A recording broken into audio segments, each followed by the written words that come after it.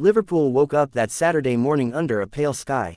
The autumn air was crisp, the streets lined with golden leaves, and the city centre seemed calm, at least at first glance. But as the hours passed, the calm gave way to a rising tide of voices, banners, and footsteps. By midday, the plaza near St. George's Hall was unrecognizable. Flags of Palestine painted the crowd in red, green, black, and white. Chants rolled like thunder through the streets. Greater than, free, free Palestine. Ceasefire now. Among the thousands gathered was Amira Khan, a 27-year-old medical student. She carried a handmade sign that read, "Children of Gaza deserve life." Amira had family in Rafah, cousins she hadn't seen since childhood. For her, the protest wasn't just political, it was deeply personal. She looked around at the sea of faces: students, doctors, parents with young children on their shoulders, elderly men leaning on walking sticks. Muslims, Christians, atheists, Jews, people of all walks of life united by one message: stop the bloodshed. Nearby, David Hughes, a retired dockworker in his 60s, adjusted the scarf around his neck.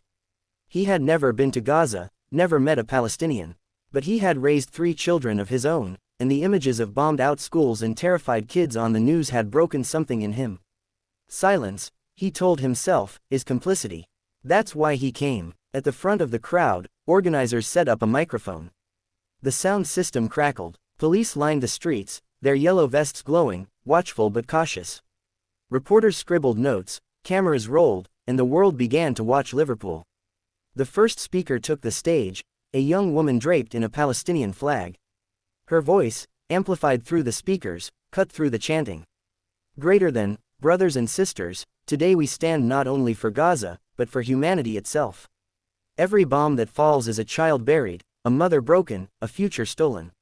We are here to tell our government, enough is enough. Cheers erupted. Amira felt tears sting her eyes.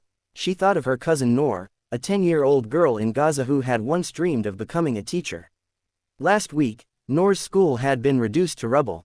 Was she safe? No messages had come through for days. Another speaker, a Jewish peace activist named Rachel Stein, stepped forward. Her voice trembled with both anger and compassion. Greater than, as a Jew, I cannot stay silent while atrocities are committed in my name. The cry, never again, means never again for anyone. Not just for us, but for every child, every family, every people. Gaza deserves life. The crowd roared. For a moment, it wasn't just Liverpool's voice, it was humanity's voice. At the edge of the protest stood Rory Challens, correspondent for Al Jazeera English. He had covered wars, uprisings, and tragedies across the globe, but something about Liverpool that day felt different. Behind him, the crowd's chants surged. He spoke into the camera, his words broadcast worldwide. Greater than, here in Liverpool, thousands have taken to the streets demanding stronger government action on Gaza. They say silence from leaders is no longer acceptable, that the UK must stand firmly for an end to the bombardment and a just peace. As he spoke, a wave of flags swept behind him, and a voice from the crowd shouted into his microphone. Greater than, stop the genocide. Free Palestine. The clip would later go viral, symbolizing the raw emotion of the day. The protest wasn't just noise, it was made of stories, each one carrying pain and hope. Layla, a nurse, had just returned from volunteering with a medical charity in Gaza. She held up photos of children she had treated, bandaged and pale. I saw with my own eyes what bombs do to a child's body, she told those near her. People wept as they listened. Omar, a teenager from Liverpool of Yemeni descent, carried a megaphone. His voice cracked with both puberty and passion. If our leaders won't act, then we will be their conscience.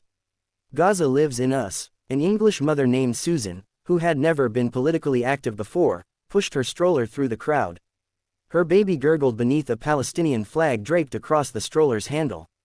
She told reporters, I want my child to grow up in a world where compassion matters more than politics. As the speeches continued, tension simmered at the edges. Police radios crackled. Some feared the protest might turn confrontational. A group of counter-demonstrators appeared at a distance, waving Israeli flags. Voices clashed. Insults were shouted. For a moment, the air thickened with the threat of violence. But then, something remarkable happened. A local imam, standing near the microphone, called out, Greater than, brothers and sisters, silence for 1 minute. Silence for the children of Gaza. The entire square fell quiet. Thousands of people, who had been shouting only moments earlier, bowed their heads. The wind rustled the flags, a baby cried softly, and the city of Liverpool seemed to hold its breath. That silence carried more power than any chant. Even the counter-demonstrators stood still. For 60 heartbeats, the world remembered Gaza not as a political debate, but as lives, fragile, precious lives. When the minute ended, the crowd erupted not in anger, but in one unified cry. Every story added weight, turning the protest from a crowd into a chore,